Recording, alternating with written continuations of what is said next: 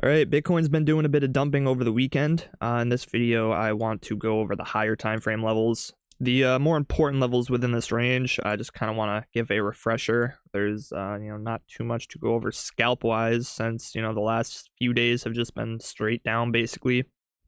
But we are starting to approach a very significant level, and these are areas that I mentioned in one of my last videos. Don't remember which one. But yeah, I mean, I'd say off the bat, this area in between 97.3-ish and 96.2-ish is going to be my first, very key area of support. It is the golden pocket from the range low to the range high. It's the point of control of the range, as well as some other confluences. And we front ran that level last week, on Sunday of last week, so almost a week ago. We front ran this zone, got a nice bounce from there, and left a wick that we could potentially SFP into this zone. And there is also this wick from back here on the 16th of January that also front ran this area. So we got two wicks leading up to this area, some possible liquidity below them.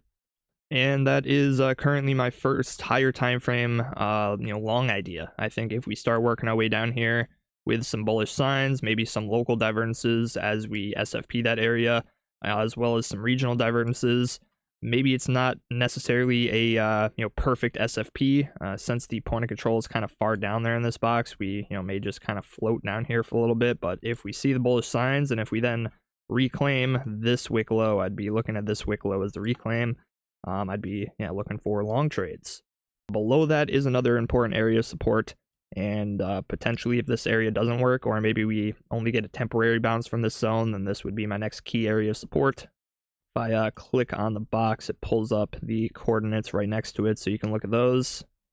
I think beyond that, I would probably be looking at the range low. I mean, potentially there's something in this zone, but I would, have to go to the lower time frames to look for anything. It's, not really seeming like anything's popping out to me right now. But, I mean, obviously the range low is going to be another very important level, and possibly there is even some trades from there. I mean, looking at this range, we have already seen some very nice SFPs of the range low. You could even argue that it started over here with this first SFP this low, even though we technically broke the range to the upside here. But I mean, you can see we have had many times where we've taken out a range high or a range low and reclaimed it, and it led to rotations to the opposite side. We've seen a lot of rotating in this range. Possibly we could be rotating our way all the way back down to the range low now just for another SFP. So that being said, the range low and the range high, which is also currently all-time high, are going to be two important levels that I want to pay attention to as well. I think they are riskier. Obviously the SFP trades of these areas, there's not as good confirmations. It happens very fast. You either take the trade or you don't. But they have been working previously. This range has shown that deviations of it have been working, and they've been leading to rotations. So why not look for another one? So those are my main areas of interest currently. I was looking at some resistance areas earlier. I think yesterday when we were sitting around this area, I was looking at, possibly shorting if we got a retracement, but we kind of just kept dumping. So I basically scrapped that idea. But there may be, some short trades to have as well. I have to think maybe that long trade that I'm looking at in the short term from this zone only gives a temporary bounce, and I might want to do some analysis and look for some resistances that could put a stop to that long trade and could cause us to ultimately continue rotating to the downside. So we'll start on the weekly. We are about to close a weekly candle. Not about, we still got 7 hours, but today we will close a weekly candle, and there will most likely be an untapped weekly level right here. Unless within the next 7 hours, price gets a move all the way back up and closes above this point. It seems like there will be some weekly resistance here. So maybe that is a zone that I look to possibly target TP on my long if I end up taking this one down here. And maybe there's also a short from this zone. So, I could look for some confluences around this area. I immediately off the bat see that the value area high of the macro range is coming in that area.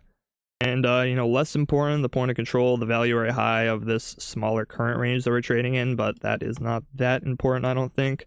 Let's check some fib pulls first. Let's check the actual fib pull, and that doesn't really seem like there's anything important in that area. possibly the 382, but let's check maybe a hypothetical fib. Let's pull this down to maybe the point of control.